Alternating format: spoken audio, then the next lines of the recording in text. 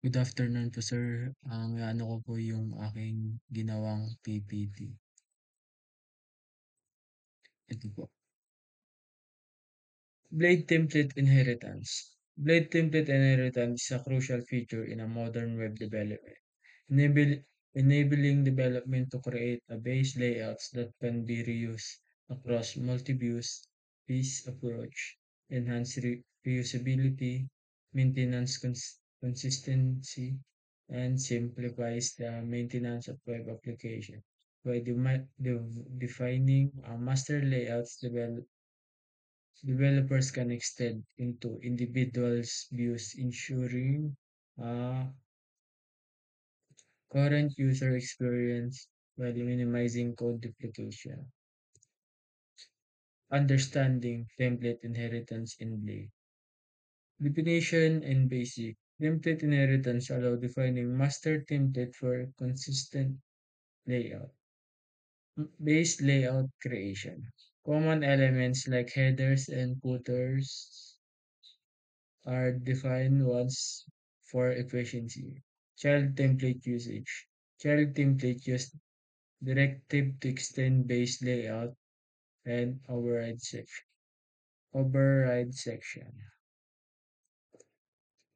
Utilizing section in yields. Number one, understanding section in yields. Efficient management of contact in different views. Number two, creating dynamic content. Define distinct parts of page for specific views. Number three, improving readability and maintenance. Separation of layout and content for easier updates.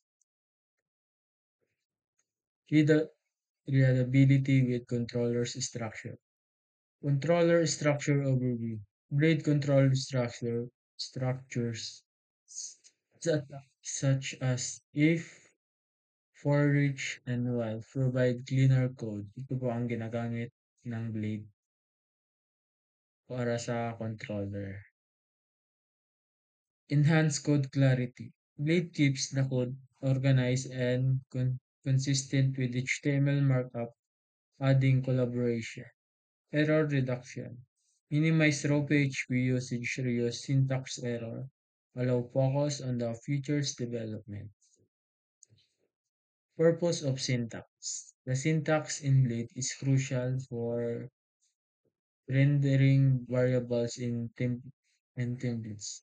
It ensures that user-generated content is treated as plain text, thereby preventing XSS attacks and enhanced security. Development can use for raw HTML outputs, but most be conscious with trust content. Variable display. Display variable securing using escape. Security Security implication. Default escaping protects against XSS attacks. Utilizing raw output use consciously for trusted HTML. Components and slots in Blade.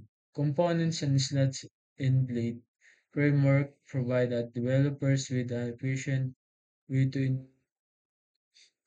encapsulate UI elements, enhancing reusability and design consistency across web application. These features both streamline development and improve user experience by dynamically adapting component content. Number one, understanding components. Encapsulate HTML and logic for issues. Effectively using slots. Allow customization, component content dynamically. Number three, enhancing UI consistency. Creating a library for usable UI elements to reinforce design. Conclusion on Blade benefits and implication. Mastering Blade is a crucial for achieving high quality web application in Laravel.